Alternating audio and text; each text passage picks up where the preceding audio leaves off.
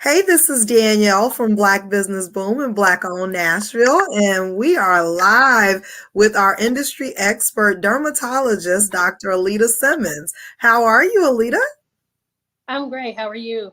I am fantastic. I'm really happy to have you again. Really happy to be talking about skincare. And I swear, every time it seems like we're preparing to get together, my skin acts a fool. I don't understand it, but anyway, we have some really great questions submitted from our audience. So today we're going to go through a little Q&A, and if you're tuning in right now and you have additional questions, feel free to go ahead and drop them in the chat, and we will try to get them answered during this session. All right, let's jump on into this Q&A session. I'm just going to roll through the questions that were submitted. And so the first one is actually coming from Tamiko Harvey. Her daughter, she thinks, is allergic to deodorant.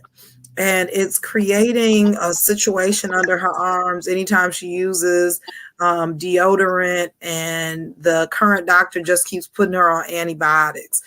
Any suggestions on what she can do for her daughter in this situation? Absolutely. So, if there's any concern about having an allergy, the best thing to do is to see a dermatologist that can do patch testing. Patch Mm, testing is where they can look at the ingredients in the deodorant that you're using and common ingredients in other personal care products and test you to those things. It takes about a week. There are patches that are put on your back. You can't get your back wet during that time. So, you kind of need to do some preparation for it. But it will see how your skin reacts over the course of that week to see what products you may be or ingredients you may be allergic to. And once you find that out, you can be guided towards products that will be okay for you to use without causing that allergic reaction. Also, for rashes that are from allergies, we usually call that contact dermatitis, and that's usually treated with a steroid. okay, that's great. Now, what other cases would made someone undergo patch testing? In Let's say, I bought some new makeup. A couple of Mm, days later, my face broke out. That's mm, a sign that you're allergic to something. You wash your hair, dye your hair. Dye is a common allergen, and you get a rash that comes down your neck, across the chest, and down your back. Your scalp may feel fine, but it's that runoff that you're having an allergy to. That's another sign. So if you're concerned about something that you're putting on your skin is causing you an allergy, mhm. patch testing is the first step. Fantastic. I'm going to hold on. All right, we got cut off, but we are back and we are rolling through our Q&A with Dr. Aleta Simmons, our industry expert dermatologist. And so our next question is around preteens' daily regimen. So for a preteen, a young person, what sort of regimen should they have? I would go ahead and get them started on a face cleanser twice a day in the morning, followed by a facial moisturizer with SPF at least 30 in it. And then at night, a nighttime moisturizer, especially if their skin is on the dry side. Mm, Um, I would see, usually teenagers have oily skin because their hormones are kind of driving that increased oil mhm, production. But some kids also have dry skin, so you want to know if it's more on the oily side, the dry side, mhm, combination, or after they wash their face, it really feels, regular. It doesn't feel mhm, oily or dry. That's mhm. how you choose your cleanser and your moisturizer. You want to look on the bottle, make sure it says it's for oily skin, dry skin, combination skin, or usually it may say normal to dry or normal to Mhm. oily. Okay, fantastic. So get them Can I started add something? early. Yeah, yeah. And parents, don't hesitate to take your teens to the dermatologist. I know a lot of people think that, acne is normal and it's a phase that teenagers go through, but acne can cause a lot of scarring. And if it goes untreated, that scarring lasts a lifetime, literally. Yeah, and I think it's important because there are different types of acne too. So you want to know, what type of acne you have so you can use the best treatment. Because I know even as an adult, I've dealt with acne and I've been using things that are not for the type of acne that I had. So it Mm-hmm. wasn't helping, and in many cases made it worse. So I think that's definitely a great point that, we should all seek dermatologist advice before even choosing the products, especially if you have acne. Yes. Wonderful. All right. We got a question here from Candace Strotter. What's the best method for skin tag removal? And are there any preventative measures? So I'll start with the last one. You can't prevent skin tags. A lot of times they come in areas of friction, like the bends of the neck, underneath the arms, underneath the breast, and in the groin. But when you have them, they can be treated. They can be removed with a scissor removal in clinic, not at home. Don't try to do this at home. And where they're just snipped off at the base. If they're larger, we use numbing medicine so you don't feel that pain. And for some people, they use freezing, like liquid nitrogen, but I try to stay away from that for the most part for brown skin, because it's not controlled and it can leave light or dark spots on people, because it's literally like frostbite. It's very cold to kill those cells to make that skin tag fall off. So if you're concerned about scarring, don't let anybody freeze it off. Ask them, can they snip it off with scissors? All right. Fantastic. Let's roll on through. So another good one. There's so many folks that deal with eczema. I dealt with it as a young person myself. And so we have Marjorie Sells that's asking what the best treatment is for eczema. I know that's probably a pretty broad question, but it is broad, but the first thing you want to do is have a correct diagnosis. Especially if some people who had eczema as a child and they have it into adulthood, they pretty much know it's their eczema. But sometimes as adults, when we develop rashes, it's not always eczema. So you want to get a correct diagnosis first, and then those treatment options will come later. But in general, because we are in the fall going into the winter, and that's when eczema starts to act up. So you want to start with dry skincare first. After your shower, you want to just pat dry, leave some water on your skin, because with your moisturizer, you want your moisturizer to seal in that that water against your skin. It kind of traps it on there. And after that, if you do have eczema and you have medication for it, then you would put on your medication. Humidifiers are good for people with dry skin and eczema. Put it in your bedroom especially, or if you're working from home, wherever you work. And then you want to make sure that, if you have wintertime allergies, that you're keeping those under control, because anything can make your eczema flare. So definitely starting with dry skincare is a great thing to do. Love it. Now, how do you go about ensuring that you have been diagnosed properly with eczema? What is that process like to get diagnosed exactly? Typically, we can diagnose eczema in the clinic without doing a biopsy, but you want to do a good inventory of, the timing and onset to make sure it's not what we talked about earlier, contact dermatitis and irritant dermatitis. Sometimes people who work with chemicals, hairdressers, people that work in shops or with machinery, they often are in contact with chemicals, and sometimes that can cause an irritation in the skin.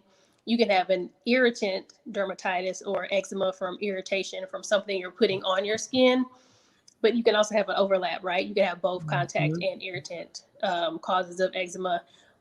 Also, you can have a rash similar to eczema that's caused by a drug you're taking. So let's say over the last 3 months, I've developed this new rash, and I noticed that a few weeks before I started a new medication. Those can be triggers. So you want to know if it's something in your environment, something that you're taking that is leading to the eczema, and then you can have a plan made, because if you don't get rid of the trigger, no matter what you put on it or what you take for it, it's going to keep coming back. Fantastic. Love it. And so kind of in the same vein, is a question from Emmanuel Gibson, who's asking about psoriasis. And so asking for good treatments for psoriasis or anything over the counter that may help, or any pharmaceuticals that you suggest for Black skin specifically, for folks that are dealing with psoriasis. So psoriasis can affect many parts of the body. So not just the skin, but it can affect the scalp, the tongue, and the fingernails, and also the joints. So if you have psoriasis, you definitely want to see a dermatologist, because you want to get a good evaluation, history, and an exam to see how much of your body surface is being covered by psoriasis. Because if it's just localized, sometimes we use topical medications. But if you have it widespread, you're going to need something either oral or what we call biologic medications, that are injections. Or sometimes we use phototherapy, which is where you stand in a light box to use narrowband UVB, which is the part of the sun rays that aren't going to be as harmful as UVA and causing skin cancer. But the sunlight definitely helps psoriasis. Over the counter things, let's say you just have scalp psoriasis. Sometimes we can treat that similarly to what we treat seborrheic dermatitis, which is dandruff but on the scalp. But that's just for mild disease. People with, mild to moderate, moderate to severe definitely need to see a doctor, because people with psoriasis need to be followed closely, because there are other things that they can deal with, including heart disease, diabetes, like things that are from inflammation in the body, because psoriasis is an inflammatory disease, and we know that it affects other systems as well. So I know we love our home remedies and what we can get at the store, but there are just certain conditions that we definitely need to see a dermatologist for, especially if it's widespread. Yeah. And I tell you, of course, I know Emmanuel. And so he's been in a long process of trying to get to the root cause, and like they think now that they are sure that it's psoriasis, but I tell you, that's why it's so important for us to have a dermatologist of color in the area, because I know so many people who are going through just trying to figure out what it is that they have, and going back and forth, and this going through over years of just trying to diagnose what it is that they're dealing with. And I think many times it's because people are not familiar with certain things in Black skin. So that was great. Let's see. Nisha Chantel has a question. She says, how soon is too early to begin injectables? In what cases should professional grade skincare be the first line of defense instead? So I responded and asked, was she speaking of like injectables like fillers? And she said yes. So at what age should we start considering or be open to doing some fillers or injectables? So fillers are going to restore volume into the face. So we start losing volume in our 30s. We lose it, slower than other racial backgrounds, but we lose that volume. Our skin may not crack as easy, but it definitely sags. And so filler can help to restore some of that volume that you start losing in your 30s that maybe become more noticeable in your 40s and 50s. Okay.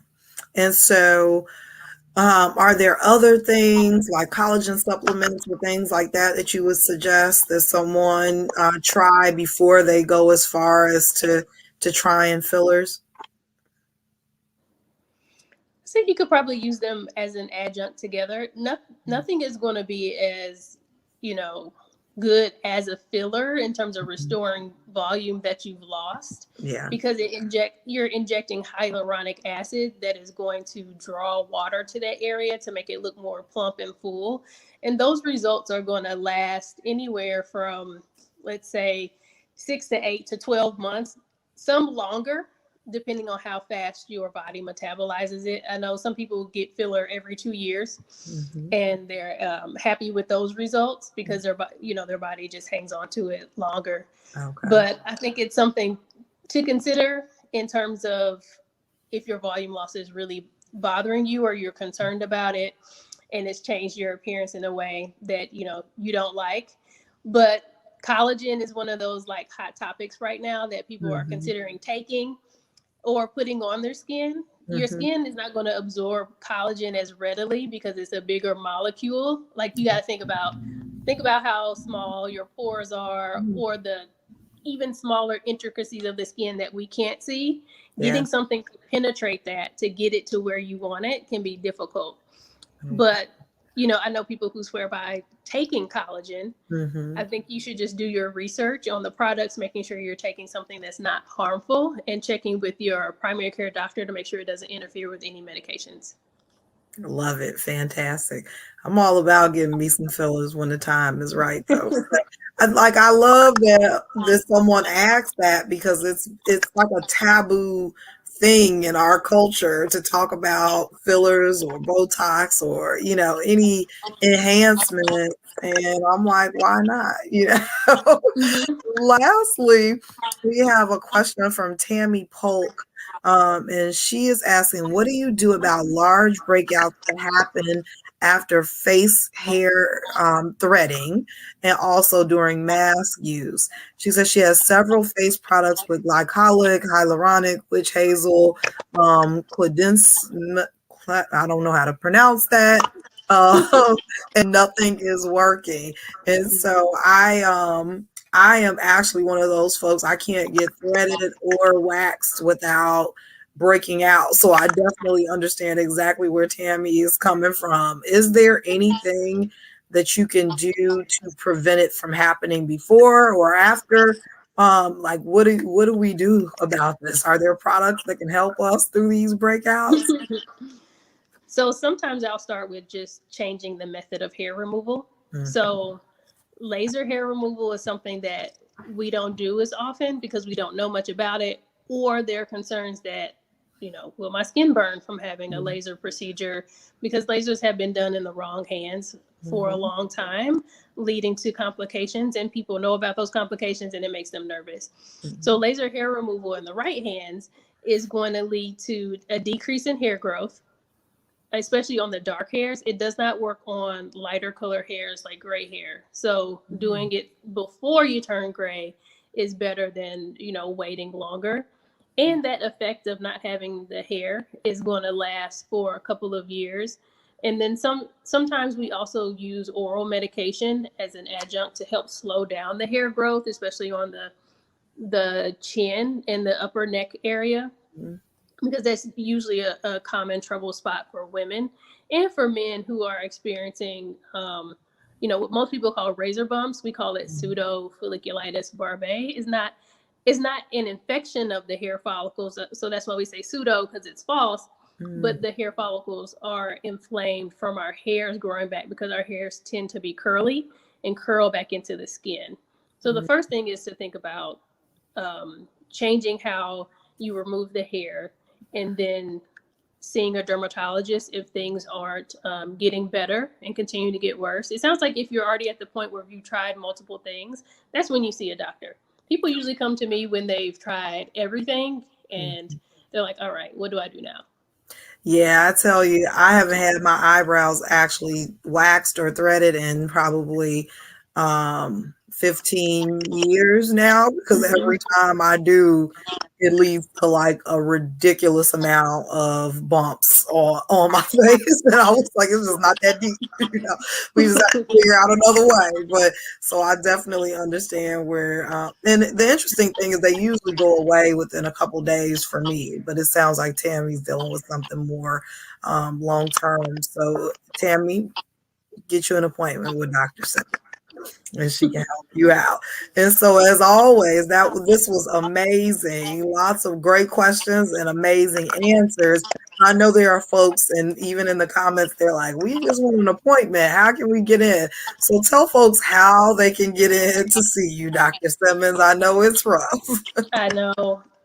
Make your appointment and then put yourself on the cancellation list. So you should download My Health at Vanderbilt. It's the app or the website. Once your appointment is made, it'll show up on that app. You can go into it and it'll say, would you like to be on the wait list? and you can click that box, and they will send you an email when an appointment becomes available. But you got to be fast because they go. So just continue to watch because people cancel all the time. And we're trying to change my schedule just to make some accommodations for people that are trying to get in. So please be patient. Yes, love it. And I'm about to get that app and get on that list today. So thank you so Well, much. you're up. If you have, I will say this: if you have already seen me in clinic, you just need to send a message. You may through the portal. I know that I don't have any like 3-month appointments. I may not have any 4-month at this point, but we can work with you to try to, get you in there. If I've seen you already, it's a little easier. Fantastic. That is great news.